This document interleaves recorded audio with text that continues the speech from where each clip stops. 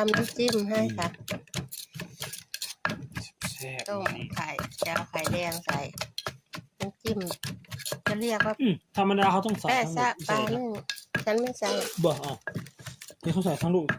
ใครเห็นใครใส่ แดง ทั้งลูก ฮะ เห็นใครใส่ แดงขาวตามทันกันมือเป็นภาษาอะไรภาษาอื่นนี่บ่ถั่วตัดแผ่นดิแล้วเขาใช้ใส่มา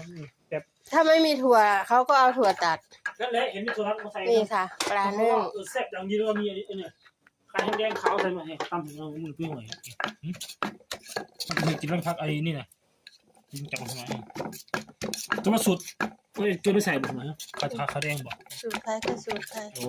เขาจะไม่บอกเขาจะเห็นมาวัน20 กว่าปีเห็นเขาทำไม่แต่ทั้งนั้น ฉัน ใส่ทั้งแดงทั้งขาว ฉัน60 กว่าปี เหรอ ใส่แต่ไข่แดง โอ้บ้านอันเธอมา อืม ว่าไอ้เกิดเอาหัวมาจักไปขึ้นมาสโลบันไดหันที่เอาหัวมา ต้องการผัก